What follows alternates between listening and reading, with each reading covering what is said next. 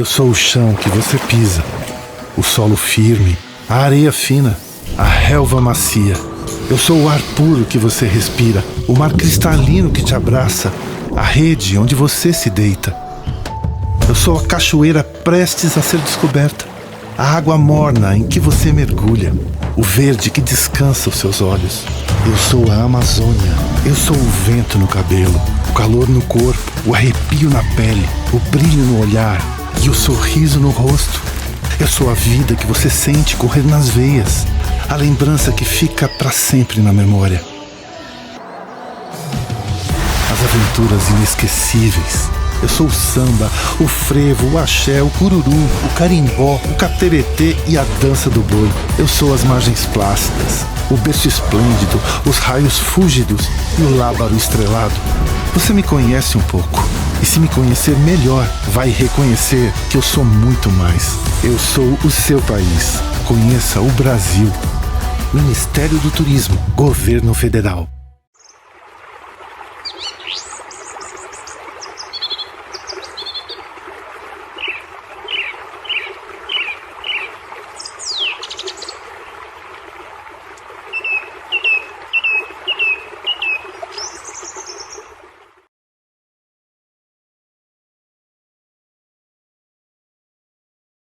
Bom dia, muito obrigada pela presença de todos, todas e todos aqui com a gente.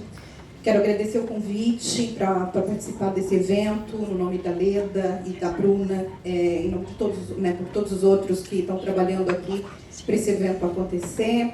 Agradecer ao Ministério do Turismo e o governo Lula. Eu acho extremamente importante um governo que incentiva a cultura do país, que incentiva principalmente a literatura.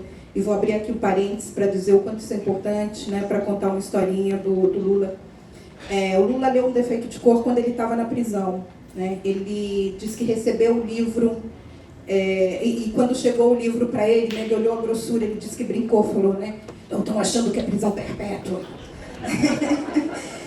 E depois ele leu em 6 dias, e de lá de dentro ele me mandou um bilhete, uma dos bilhetes mais, eu acho que uma das comunicações que mais me tocaram, dizendo que durante 6 dias em que ele esteve lendo o livro, ele se sentiu fora da cadeia, ele se sentiu acompanhando a trajetória dos personagens, acompanhando a quem der no navio, e teve companhia com ele durante a cela, durante essa leitura. E ele sempre fala o quanto foi importante para ele. Ele leu mais de 40 livros quando estava na prisão, a grande maioria literatura nacional, e o quanto foi importante para ele esse tempo e esse período para ele poder refletir e entender mais ainda do país que ele já governava. Então, para mim é uma grande honra poder falar dele, poder falar da literatura fora do Brasil, tendo lá hoje um presidente que lê e que entende a importância da cultura e da literatura, não só internamente, mas para a gente estar fazendo esse tipo de evento para poder falar do país a partir do que a gente produz.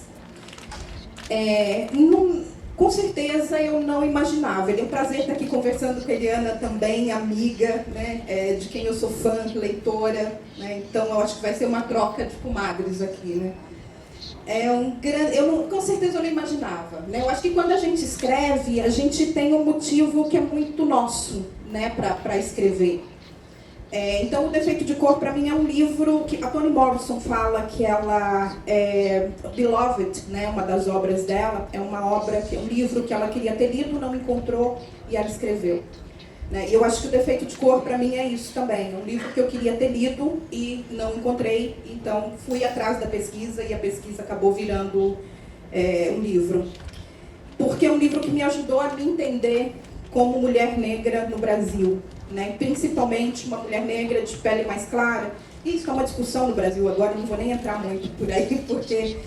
Mas entender essa história, entender de onde a gente vem, entender essa ancestralidade que é tão importante para a gente se firmar e defender também uma identidade negra no país. Então eu não tinha a menor ideia de para quem que era esse livro. Era um livro para mim que acabou encontrando eco em muita gente que também tinha essa mesma necessidade de entender um país atravessado pela escravidão, e cujos ecos ainda são tão presentes através do racismo, né, dos racismos, né, dos vários tipos de racismo.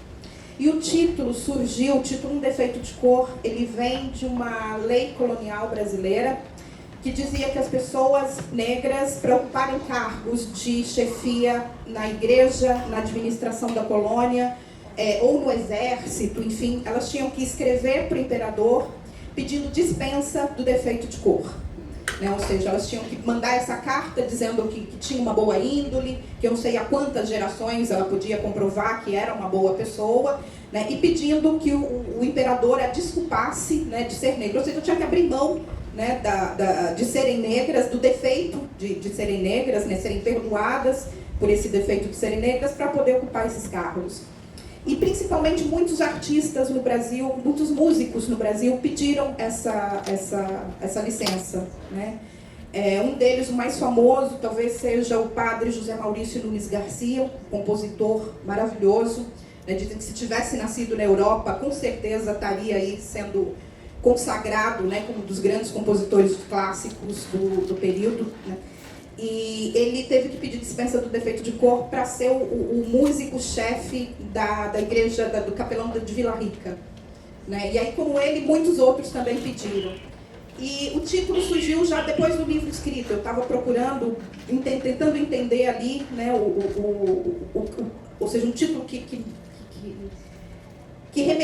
acrescentasse uma camada a mais na história. Né? E eu achei extremamente importante a gente discutir isso vindo de uma lei. Né, por não só por falar de um personagem que utilizou a lei, né, para lutar contra o período ou seja, para lutar contra a escravidão no Brasil, mas também porque se contesta muito dizendo que no Brasil a gente não teve nenhuma lei segregacionista como se teve, por exemplo, nos Estados Unidos ou na África do Sul, o que é uma grande mentira. Né, para se ter uma ideia, só em 1942, por exemplo, saiu da legislatura brasileira a proibição de imigrantes negros. Né, isso, ou seja, isso não era durante muito tempo, eu acho que foi em 30, já não me lembro mais ou menos as datas, né, mas a gente, por exemplo, teve na legislação brasileira, né, a proibição da entrada de pessoas negras como imigrantes no Brasil, né, e depois afrouxou-se a lei, mas ela saiu mesmo, né, deixou de ser lei só em 1942. Então, para você ver como a gente teve assim, várias leis segregacionistas, né? E desse jeitinho brasileiro. O sistema educacional tem muitas leis segregacionistas e esse gap, esse buraco educacional, ele se reflete na sociedade brasileira até hoje, né? Mas isso aí é uma outra questão. Mas já que estamos falando de história, acho importante contextualizar para quem não leu Um Defeito de Cor. Os personagens principais, não é? A história se move no entorno de Luísa Marim e Luiz Gama, são mãe e filho. Luísa Marim foi uma das articuladoras da Revolta dos Malês, uma revolta que aconteceu na cidade de Salvador, em 1835, e Luiz Gama é o seu filho, que foi reescravizado pelo próprio pai. Um filho de portugueses, e que vendeu o próprio filho como escravizado. E então ele, enfim, tem um longo percurso, foi autodidata, acabou enveredando pelo direito e, por ser conhecedor do direito, ele libertou centenas, acho que já na casa dos milhares, né, novos documentos foram achados, quase 2.000 escravizados foram libertos pelo Luiz Gama. É uma história enorme, linda, muito bonita e é interessante, né, porque você uniu os dois no livro, e eles se perderam um do outro. E hoje, agora, a gente vê essa reunião outra vez, porque a Luísa Marim, só para explicar para vocês, era uma personagem que alguns historiadores diziam que poderia não ter existido, poderia ter sido fabulada pelo próprio Luiz Gama. Enfim, como foi elaborar essa história, o processo criativo, não é? Para achar esses personagens, achar essa carta que ela escreve para o filho, é ela contando a própria vida para o filho que um dia ela esperava encontrar e nunca encontrou. Essa história, eu sou formada em publicidade, né, que eu trabalhava em publicidade em São Paulo, e em um determinado momento eu estava cansada da área, trabalhando muito. E estou contando a história desde o início, né? E aí estava num cliente, na recepção de um cliente, e eu li uma revista de uma moça que ela tinha largado o emprego, vendido tudo, comprado um barco e saído velejando. E ela fez isso depois de escrever o próprio obituário. Aí eu cheguei em casa e escrevi meu obituário, né? Eu estava com 29 anos na época. E eu escrevi o obituário e eu falei, não é isso, se eu morrer hoje, não é isso que eu quero deixar para o mundo. Né? Eu acho que dá para fazer mais, dá para ser mais. E aí resolvi mudar de área, não queria mais, e fui tentar fazer uma outra coisa. Eu nunca tinha escrito absolutamente nada, mas sempre fui uma leitora muito voraz, por causa da minha mãe. Eu tenho uma mãe que é muito leitora, acho que é a pessoa que mais lê que eu conheço. Né? E é a pessoa para quem eu escrevo até hoje, minha mãe é a minha leitora ideal. E aí então eu fui ajudar uma amiga a fazer um roteiro, né, sobre população latina em São Paulo, numa livraria, literalmente caiu um livro na minha mão, que é um livro, O Guia das Ruas e Mistérios da Bahia de Todos os Santos, do Jorge Amado. E esse livro tem um prólogo maravilhoso chamado Convite, e ele fala, venha moça, venha para a Bahia, eu serei teu guia, né, e vai, um texto lindo. E eu achava que ele está falando comigo. E no meio desse texto ele fala, precisa-se de um jovem historiador baiano para contar a história da rebelião Malê, que aconteceu na Bahia em 1835. E eu nunca tinha ouvido falar nessa rebelião. Falei, não sou nem jovem, nem historiadora, nem baiana, mas essa história me interessa, né? Porque a gente estuda no Brasil várias guerras, várias revoltas, e a gente não estuda revoltas escravas, né? E eu acho que essas têm uma importância muito maior na nossa história do que qualquer outra. Guerra de Peloponeso, sei lá, eu me lembro de estudar isso na aula de história e nunca fiquei sabendo, nunca sabia, por exemplo, da rebelião Malê. E aí eu fui pesquisar a rebelião Malê e achei essa figura, Luísa Maim, né, de uma das mulheres que foi uma das principais líderes dessa revolta. Era uma revolta de escravizados muçulmanos, né? E a ideia era separar a Bahia, o estado da Bahia, separar do Brasil e fundar ali o que depois ficou chamado de Califado Baiano, né? Um governo dele separado do resto do Brasil. E aí eu comecei a pesquisar essa história e não achei absolutamente nada em documentos, né, oficiais da história brasileira sobre a Luísa Maim, mas achei em 2 poemas e uma carta autobiográfica que Luiz Gama escreve para um amigo. E ele fala dessa mãe, então, minha mãe, uma pretinha indomada, do Daomé, né? E aí eu fui montando essa história comecei a procurar essa história a partir dessas dicas que ele dá sobre a mãe. E como não havia mais nada sobre ela, eu fui procurar informações sobre a vida de mulheres que viveram nesses lugares e nessa época em que ele falava que a mãe dele tinha vivido.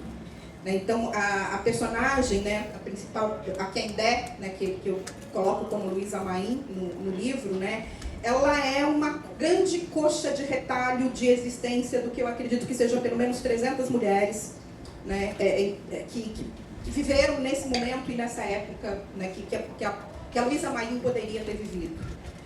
E a partir dessa invenção, ou seja, reinventar essa mulher foi extremamente importante, exatamente porque a Eliana estava falando antes, né, dessa dúvida de que ela existia, né? E todo mundo falava, Luísa Maim na verdade não existiu. Eu falava, gente, vocês estão duvidando da palavra de um filho que está dizendo que a mãe dele não existiu? Nasceu de onde? Né? E eu acho que isso é um reflexo muito grande do que é uma sociedade racista, né? Uma sociedade que é capaz de duvidar da palavra de um homem negro dizendo sobre a própria mãe. Né? Isso tem, acho que uns 2 meses, né, a gente teve uma notícia sobre uma descoberta extremamente importante de 2 professoras da Universidade da Bahia, né, atestando a existência, aí sim, né, em documentação, e aí toda a sociedade passa a acreditar na existência dessa mulher, né, nessa documentação muito importante sobre a infância do Luiz Gama, né, e aí, né, comprovando a existência da mãe dele, né, que ele sempre diz que existiu, né, não tem como duvidar. E então partiu daí, né? Eu acho que a Luísa Maim, ela é uma mulher possível, né, de existência naquele momento.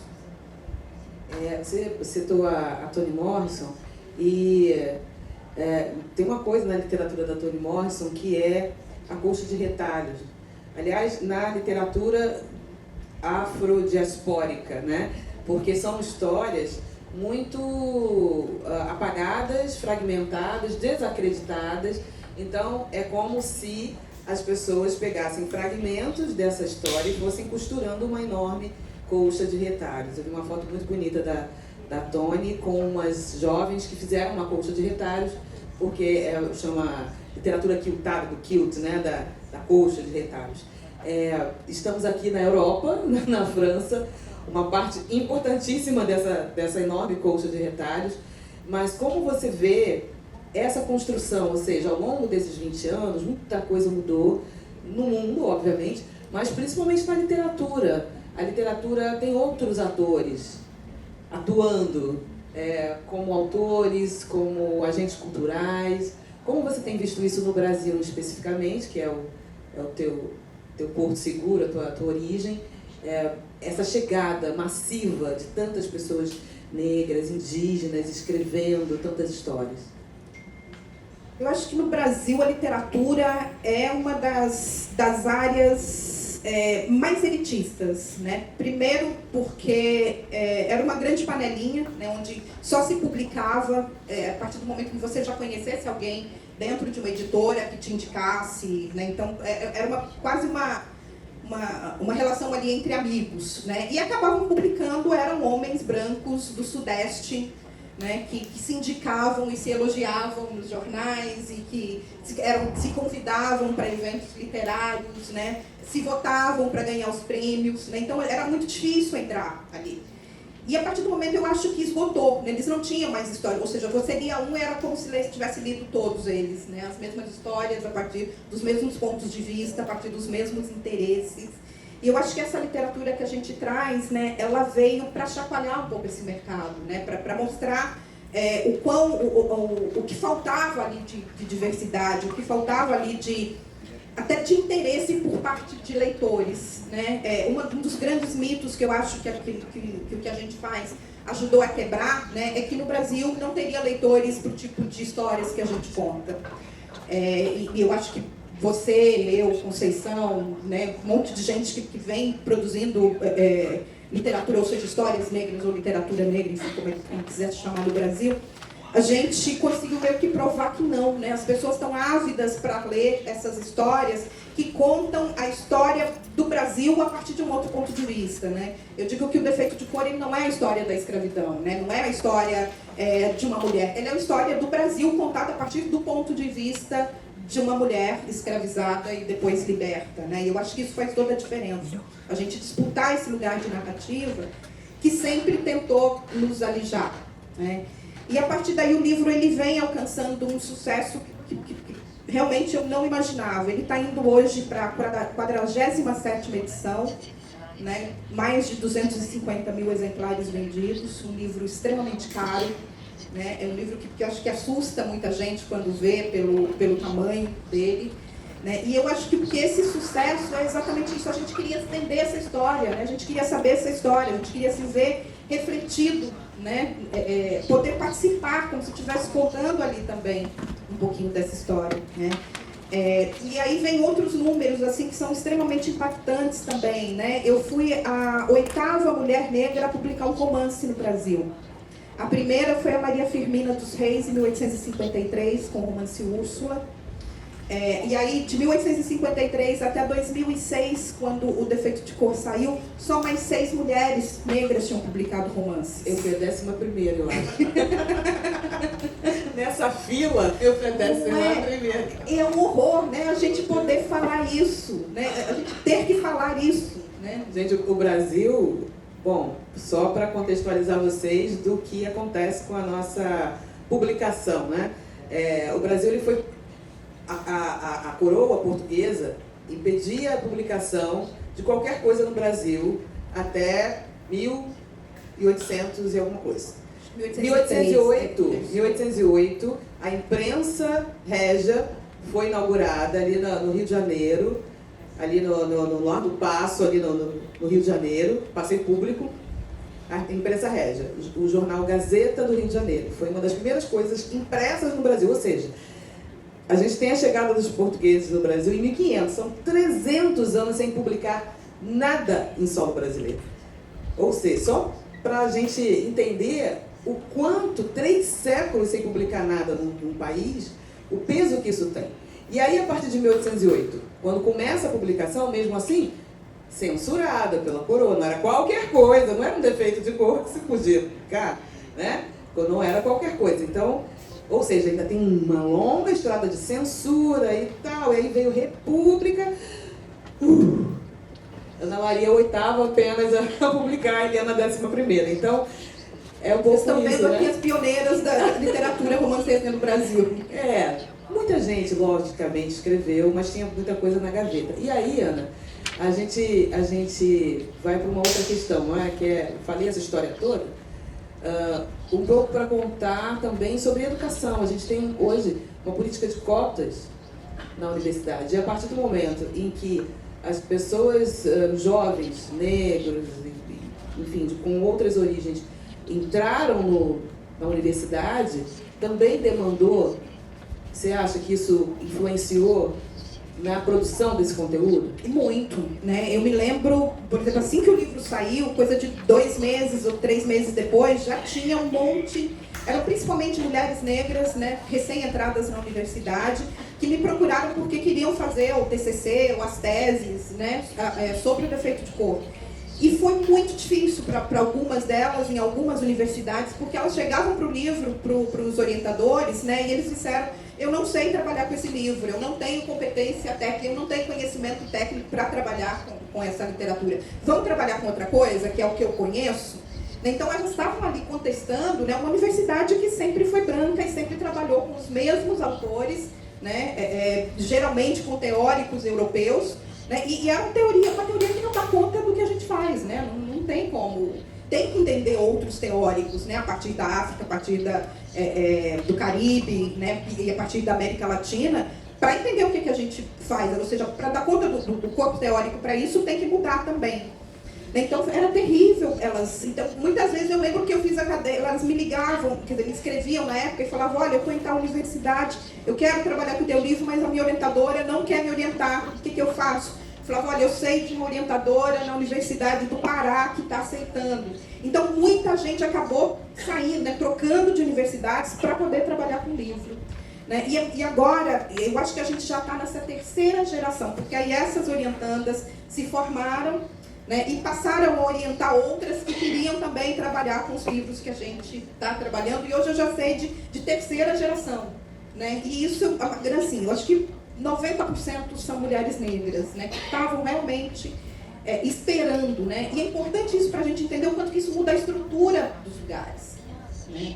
E as definições, não é? A gente tem até hoje debate sobre o que é literatura e o que não é literatura. Para Ana Maria Gonçalves, o que é literatura, o que é, enfim, o que é essa arte de contar? É uma coisa que eu não consigo definir, não. E eu tenho muito aberto mão exatamente de fazer essa definição, mas a gente já escreve, né? A gente já está aí fazendo literatura, a gente já está escrevendo, está colocando os nossos livros. E eu acho que essa, do que é, se é uma literatura negra, se é uma literatura brasileira, se é uma literatura, enfim, isso eu acho que realmente deixar para os teóricos, para a academia definir.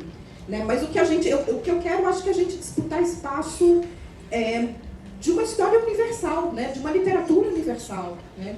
Eu acho que a gente tem que ter essa necessidade, porque a gente tem que ficar se explicando, né? O que faz, o que não faz, o tempo todo, é extremamente cansativo, ao mesmo tempo que isso não é cobrado dos autores brancos. Né? Eles não têm que explicar o que eles fazem, eles não têm que explicar se o que eles fazem é literatura ou não é literatura, é autoficção, não é autoficção.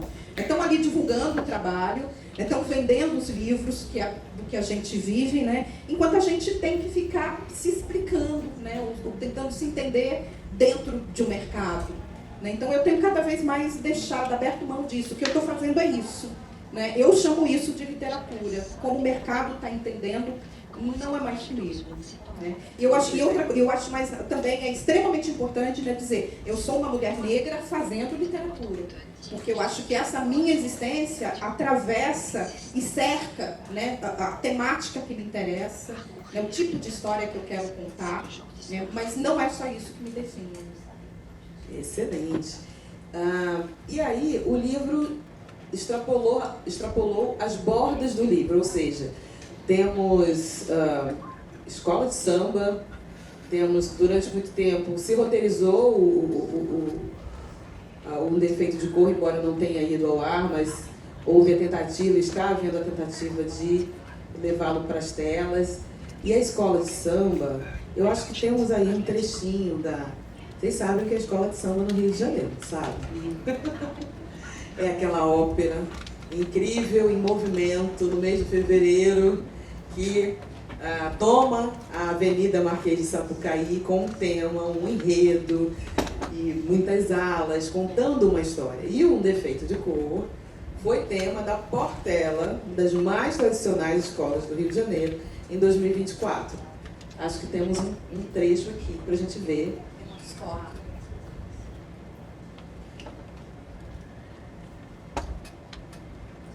Essa é a porta-bandeira. Ganhou o prêmio Estandarte de Ouro, que é um prêmio dado por um júri especializado.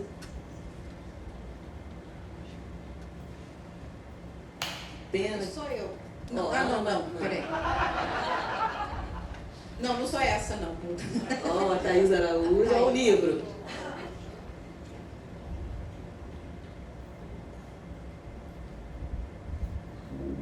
Essa aqui, dá para parar só um minutinho nessa foto? É muito interessante essa foto. No livro, né, o defeito de cor é uma carta da mãe para o filho, né, nessa história, né? Luísa Maim participou, foi uma das líderes da rebelião Malê, da rebelião dos escravos, dos escravizados islamizados, e ela teve que fugir de Salvador para não ser presa ou morta ou deportada de volta para a África, né?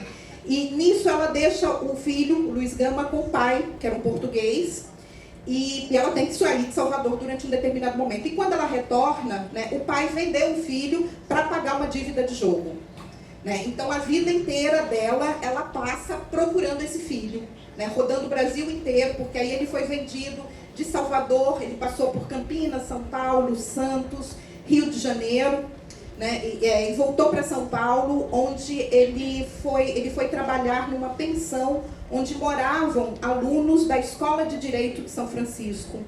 E ele aprendeu a ler, ele é autodidata, aprendeu a ler enquanto ele limpava os quartos dos alunos, né, e os livros ali disponíveis, ele aprendeu a ler sozinho nos livros e aprendeu direito sozinho nos livros, né. E ele nunca encontrou a mãe novamente, eles nunca se encontraram, mas eles promovem o desfile na escola. O que a Portela fez o desfile foi uma carta, ou seja, era a resposta a essa carta, né? Era a carta do filho para a mãe, né? Então o desfile foi uma resposta ao livro. E aqui nesse carro é onde eles fazem o encontro da mãe com o filho, que não aconteceu. E uma das coisas mais bonitas é que quem representa a mãe é a mãe de um dos carnavalescos, a mãe do Antônio Gonzaga, né? E foi ela quem tinha dado o livro para o Antônio uns 2 anos antes e falado: meu filho, esse livro dá um enredo, né? E aí quando ele foi contratado como carnavalesco da Portela, o André Rodrigues também foi contratado como carnavalesco, e a Portela já estava pensando num enredo que não tinha nada a ver com o livro. E da primeira reunião, um olhou para o outro, eles nunca tinham trabalhado juntos, um olhou para o outro e falou: esse enredo aí eu não quero, estou pensando em fazer outra coisa. Tinha um livro que eu queria fazer, o Antônio falou: também tem um livro que eu queria fazer. E eles saíram de lá, foram para um bar, o Antônio virou e falou: olha, eu queria fazer um defeito de cor, o André, eu também, era o mesmo livro, né? Então acabou sendo esse livro, e é muito interessante a importância das mães nesse desfile, né? Com a mãe do Antônio nesse carro, né? Ela representa a Luísa Maim, encontrando Luiz Gama na avenida, e a mãe do André sai num outro carro, eu não sei se vai ter essa imagem aí, que foi o carro que fechou o desfile, a Tiaçurica, né? Que cantou aqui ontem. Exatamente. Uma pena que não tem o som, gente. O samba, a música é a coisa mais linda, muito bonita esse samba. E o último carro, a mãe do André, a mãe do outro carnavalesco, estava no último carro, que também representava todas as mães, 16 mães que tinham perdido filhos e filhas pela violência policial no Rio de Janeiro. né? Então estavam todas ali, essa irmandade não necessária. Né? Tem como voltar uma foto? Olha, esse aqui... Oi. Aí acho que é a comissão de frente. Ele apareceu ali, o Luiz Gama real, né? A foto dele.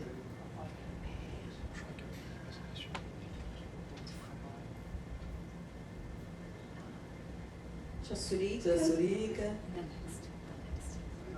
Mais à pra frente. Depois dessa. Aí, esse é o Luiz Gama. Isso. Aí já é uma foto da exposição, né? O livro também virou uma exposição com mais de 400 trabalhos de 140 artistas em vídeos, fotos, performance, esculturas, né? Principalmente de artistas negros, brasileiros, africanos, do Caribe, da diáspora, né? Foram obras, cada um a gente queria uma representação do que seria, né, esse defeito de cor ainda hoje para cada um deles, né? E essa é uma foto real do Luiz Gama. Aqui é outra foto geral da exposição. Ela ficou em cartaz durante um ano no Museu de Arte do Rio de Janeiro, né? Ganhou como exposição do ano, depois viajou para o MUNCAB, museu em Salvador, e depois ficou no Sesc São Paulo. Né? A gente colocou também algumas das fantasias do desfile na exposição, né? Porque trabalhando também como obras de arte. Essa era uma obra da Nádia Taquari, uma artista baiana, né? Esse é o útero, né? Representando o útero, a entrada, né? E também para quem lê o livro, né? O riozinho de sangue, que todo mundo lembra no início da leitura. Né? Mais algumas fotos. Essas fotos daqui são da comunidade brasileira no Benin, né? Existe uma comunidade dos retornados, né? Os escravizados retornados para o Benin, né? Que são chamados até hoje de Tabon, né? Uma comunidade Tabon.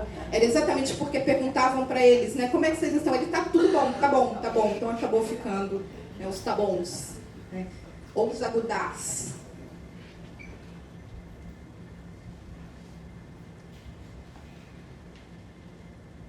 Ou seja, é um livro multimídia, né? Um livro multimídia. E olha, Ana, vamos lá, a gente está aqui em 2025,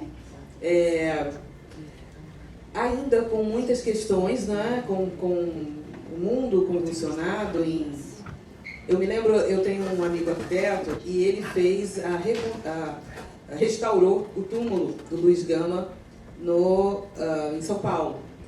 E ele restaurou porque o túmulo havia sido depredado por grupos neonazistas. Isso bem antes do sucesso de um defeito de cor, ou seja, o Luiz Gama pode ser oculto para a maioria da população brasileira, que não sabe quem ele é. Mas alguns grupos sabem quem ele é e sabem a sua importância, porque senão não teriam ido lá depredar o seu túmulo, ou seja, a pessoa está morta e está incomodando. E temos aí no mundo, nos Estados Unidos hoje, nós temos 10 mil obras censuradas. 10 mil obras entre as grandes autoras da história da humanidade. Maya Angelou está censurada pelo governo americano. Ou seja, não existe nada que esteja conquistado para sempre, né? As conquistas da gente ainda são muito recentes, né? E tudo fica muito frágil e acaba virando moeda de troca quando você tem que negociar alguma coisa com a direita ou com a extrema-direita, né? A gente, os nossos direitos ainda são rifados, né? Quando se precisa trocar alguma coisa, né? Então, eu acho que ainda vai levar um tempo aí para a gente poder parar de andar para trás, né? E pelo menos poder permanecer parado num lugar de onde a gente vem conquistando, né? Porque é muito sério isso que vem acontecendo, né? Que eu acho que principalmente a partir do governo Trump lá nos Estados Unidos, né? Essa censura, né? Em que liberdade de expressão só vale se for de lá para cá, nunca daqui para lá, né? Da gente não poder contar essas histórias. Eu acho que isso é uma grande prova da importância cada vez maior da cultura, né, da literatura, dessa capacidade que os artistas no mundo inteiro têm de poder imaginar outros futuros, né, de poder imaginar outras saídas, outras possibilidades de vidas, de questionar o que sempre teve por certo, né, em muitos lugares. De não precisar ficar mandando uma cartinha pedindo desculpa por ter um defeito de cor. Dispensa do defeito de cor. Uma dispensa do defeito de cor. E aí, nessa toada, neste ritmo, o que Ana Maria ainda pretende escrever, o que Ana Maria ainda pretende elaborar, seja na literatura ou em outras formas de arte, o que você ainda acha que a gente precisa, o que você gostaria, né? Se você tivesse que reescrever o seu obituário, eu espero que ele não precise ser usado nem tão cedo, mas já fez bastante coisa, mas ainda dá para mais, né? Nossa, muito mais. Eu acho que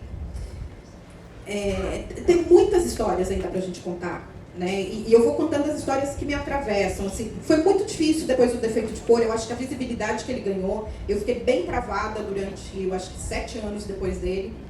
Né? Uma cobrança interna minha de escrever um outro livro, um defeito de cor, ou a continuidade do defeito de cor, eu me cobrando, o mercado cobrando, leitores cobrando, né? Então eu dei uma travada e fiquei quase 7 anos sem conseguir terminar absolutamente nada, né? Eu destravei no momento em que eu entendi que a literatura, e não sei outras artes, mas eu acho que a literatura, com certeza, não é uma arte em que você necessariamente evolui, né? O teu segundo livro não necessariamente é melhor do que o primeiro, que não necessariamente é melhor que o terceiro. Né? Tem essa relação direta, né? Não tem essa relação direta. A gente tem muitos escritores que seus melhores trabalhos foram os primeiros livros, né? E depois escreveram coisa boa, mas o grande clássico ficou lá. Então eu acho que talvez o Defeito de Cor já seja meu melhor livro. Né? Então isso me dá uma grande liberdade de poder escrever o que eu quiser, né? De experimentar, de contar outras histórias, de não... ou seja, eu não estou atrás da minha obra-prima, né? Não sei se ela mas assim, ou seja, eu acho que ela permanece nesse lugar que me dá uma tranquilidade de poder trabalhar outras coisas. Então eu quero continuar sendo uma contadora de histórias, né? Que eu acho que é o que eu gosto de ser.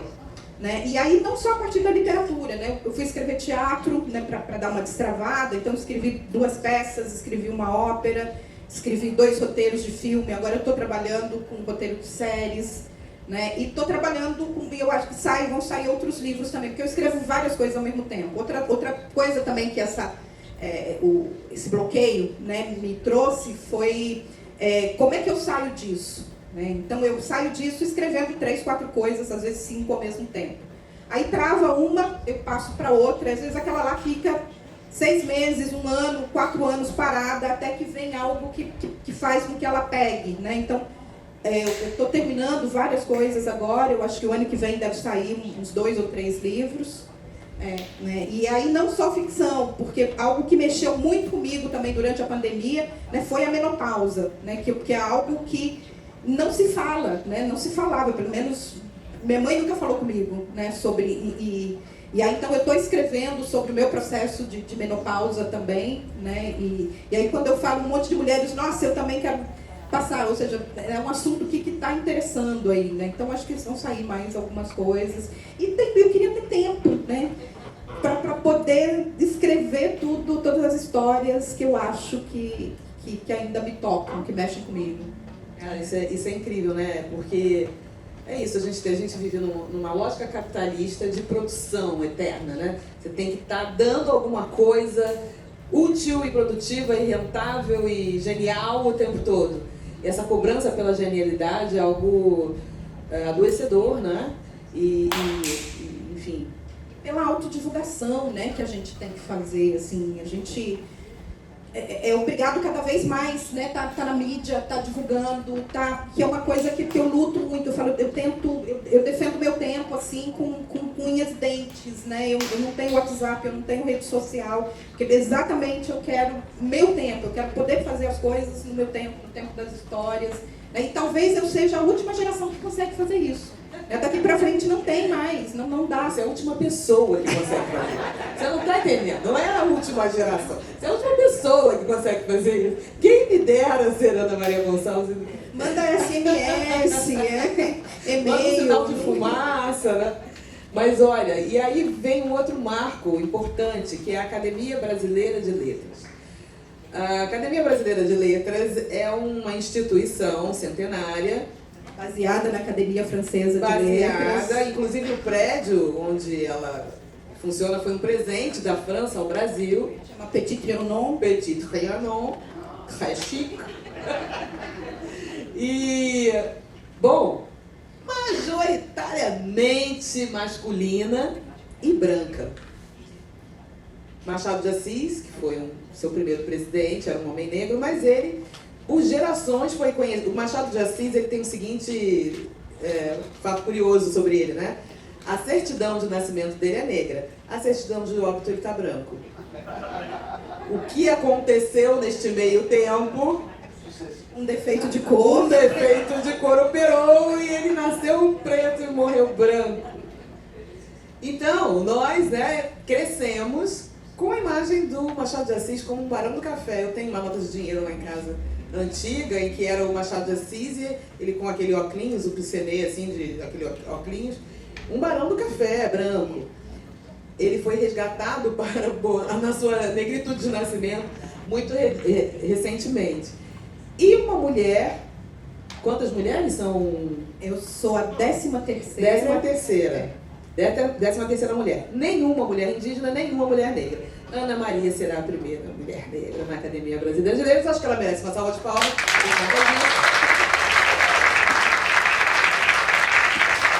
Mas a minha pergunta nem é sobre isso. A minha pergunta é a pergunta chata, porque existe uma autora chamada Neuza Santos, que ela tem o seguinte livro, Tornar-se Negro.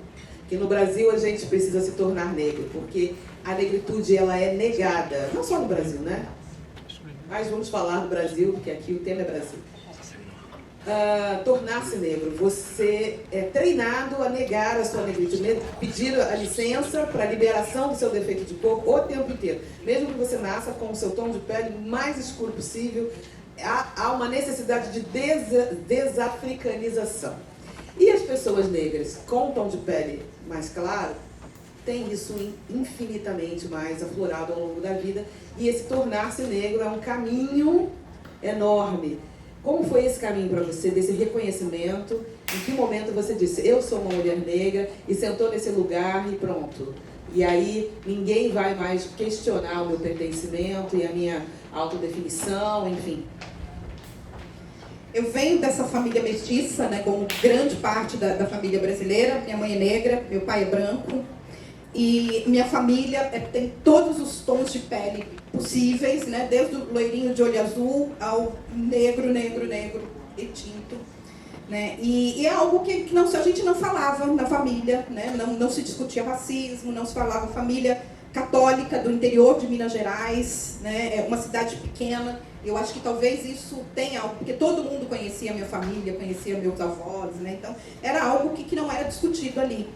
Então comecei a pensar minha negritude, eu acho que a partir do momento em que saí desse núcleo, né, da proteção desse núcleo familiar em Minas Gerais, a gente se mudou para o estado de São Paulo, né, e depois eu fui fazer faculdade em São Paulo, uma faculdade extremamente branca, eu fiz FAAP, né, e aí eu acho que ali eu comecei realmente a pensar, porque é algo que eu não pensava, né, e isso é um grande privilégio das pessoas de pele mais clara, né, ou seja, essa negritude ela pode ser pensada a partir de um determinado momento, né, e não a partir de um ato violento de racismo, né, como acontece com a grande maioria das pessoas de pele mais escura. Então eu acho que foi ali pelos meus 16, 17 anos que eu comecei a pensar sobre, né? Mas eu acho que a minha afirmação mesmo foi durante o processo de pesquisa e escrita do defeito de cor. Né? Que foi ali entender de onde é que vem, né? Quem veio antes de mim, o que essas pessoas passaram, o que essas pessoas sofreram para que eu pudesse estar aqui hoje, né? Quem são essas pessoas? E eu acho que aí, principalmente, quem são essas mulheres, né? Essas mulheres de onde ou seja, as minhas ascendentes, né? A minha descendência. E eu acho que depois disso, e no Brasil, quando eu falava, né, eu sou negra, as pessoas viravam e falavam, ai, você não precisa falar isso, você é clarinha, né? Não toca nesse assunto, não precisa. E foi muito importante que logo depois que o Defeito de Cor saiu, eu fui chamada para ser escritora residente nos Estados Unidos, e lá minha identidade nunca foi questionada, né? Então eu acho que esse período que eu morei lá, morei durante 8 anos em New Orleans, né, que foi onde isso assentou para mim, isso estabeleceu, né? E hoje eu acho que não, porque acabo sendo uma pessoa já mais conhecida, né? Então, quando eu falo sou negra, as pessoas, eu acho que eu já lutei muito pela minha inscrição na negritude brasileira, né? Sua carteirinha de identidade de Wakanda, né? Exato, a minha carteirinha de identidade de Wakanda, eu acho que já está mais garantida, né? Mas durante muito tempo ainda questionava, mas aí eu já tinha argumentos para dizer que não, né? E é muito interessante que hoje vem voltando esse movimento de novo no Brasil com a parditude, né? Que eu nem sei, enfim. Não vamos falar sobre isso, é muito chato, né? Isso é muito chato. A gente já Mas resolveu esse vem problema. de novo, a gente achava que já tinha resolvido. Já né? resolveu, já Aí resolveu. vem esse papo, né? Não vamos falar sobre isso, Ana Maria. Quem manda que sou eu. Obedeço. Brincadeira.